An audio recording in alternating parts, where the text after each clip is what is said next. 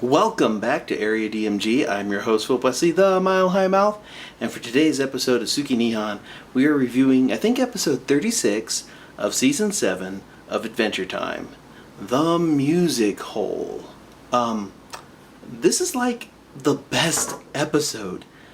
Seriously, Season 7 of Adventure Time is quite frankly some of the best television out there right now, especially considering how, well, when I do get to those reviews of earlier episodes, you'll see that not every season is even. Mini seasons kind of suffer. There's some episodes that are complete garbage. I'm sorry, most of the first season is kind of complete garbage. That's just my opinion. If you disagree with me, let me know in the comments below. Anyways, seriously, one thing I love about Adventure Time is the musical parts of it.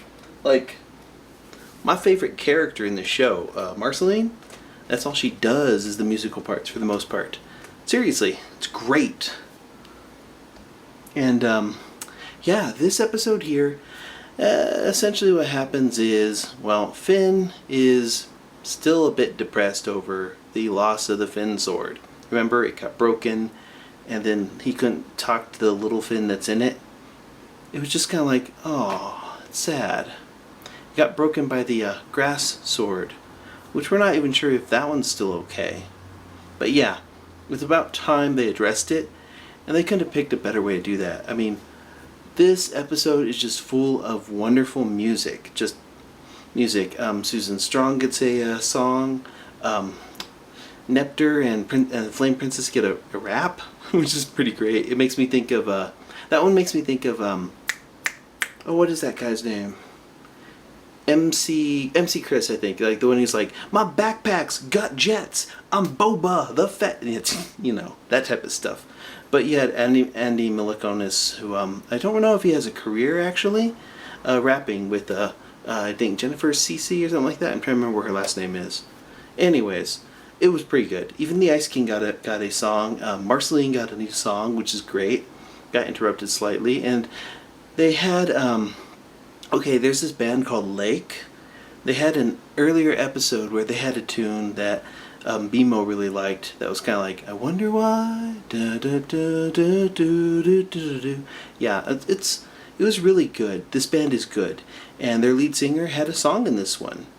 But let's get back to the plot. Essentially, Finn is sitting there just all like, hey Finn Sword, sorry. He's just kind of like terribly depressed about this still. He does a good job of hiding it in some episodes, but he's still annoyed by it, and he's getting worse. So, Jake, being the concerned friend he is, calls up Princess Bubblegum, and they decide to go to Plan C. To fix Finn, to make him happy again, help him get over his grief. Essentially, they put on a, kind of a dog and pony show, essentially, to try and make Finn happy. They do a battle of the bands, because if you'll notice, there's one thing that's pretty universal in Adventure Time. It's music. Music, essentially. Now, they did a thing with like the elementals, where the elements there are ice, candy, slime, and fire, right? The fifth element is love. No, actually the fifth element could be music in the world of Adventure Time. The fifth element could be music.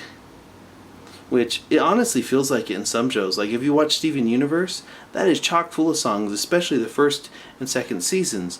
Not so much in the third season so far, and I feel that it suffers because of that.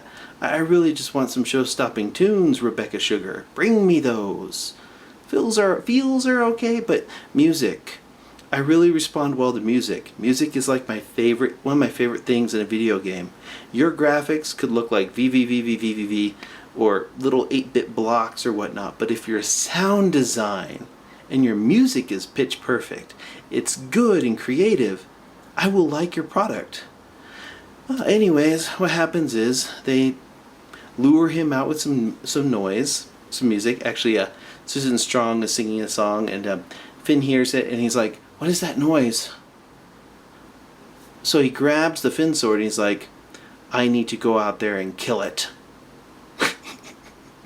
Okay, a lot of this is really funny. This episode, I would have to say my favorite joke, because I do a lot of stuff where I'm working with audio, is the part where, okay, Susan Strong is all like, I need some more bass on my vocals, or so, and Jake's trying to deal with that. Then he sees Finn coming up, so he takes off his headphones and puts them down, and BMO picks up the headphones and is like, live in 5! Live in 5! I'm like, yeah. Because every time I do an episode like this, I do a 3 count, right? I do a 3 count because I'm trying to do a sync point count, like a beep, beep, beep. That's what you do when you're dubbing an animation show, or an anime show, or a program. When you're overdubbing, it's beep, beep, beep, that 3 count to get where you are correct. And I like that they did a 5, because most traditional news media or radio shows, they have, we're live in 5, we're on in 5. They give you a 5-minute warning, because sometimes there's also a 15-second delay.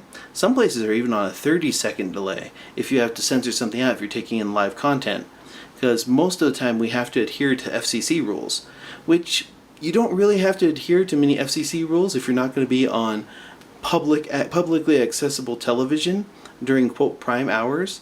If you're on cable and people pay for your channel, like say your AMC or Showtime or HBO or Cartoon Network, Cartoon Network, or Comedy Central, and all those places, like, if you're those channels and people pay extra to see your channel, you actually can do whatever you want. There are no FCC regulations on you, which is funny because people are like, oh, we're going to say a bad word on Comedy Central. Yeah, it doesn't matter. You don't have to censor yourself. They just do that out of manners. Something to note. Cartoon Network and Adult Swim technically don't have to censor themselves, but they do it anyways, which is because of societal norms, which is unfortunate. Anyways, going back to this, they get Finn to go ahead and judge this battle of the bands, and then Marceline's song gets interrupted by her dropping a pick, and Finn hears another song, so he goes out to try and find it. Then he wanders off into the middle of the woods with Lady Rainicorn and Jake, and he finds a hole.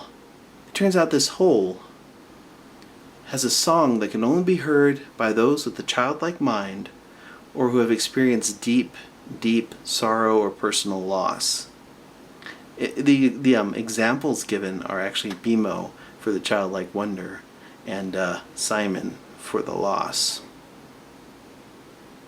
Oh, I thought it was kind of interesting that Death is in Marceline's band. Same with Lumpy Space Princess. It's pretty funny. But yeah.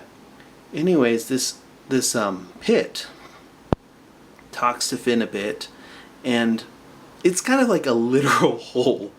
Because like when you feel depressed over something, when something bad happens, you do fall into essentially a personal hole.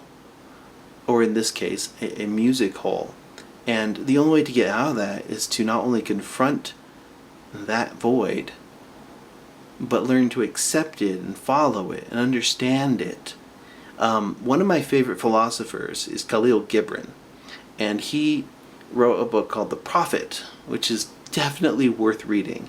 And he feels like if I were to, I'm going to completely butcher this quote, but he says that his belief is that the more sorrow hollows you out so that you may be filled with joy. You see, we have to experience bad things so we can recognize what good things are. It's just a fact of life.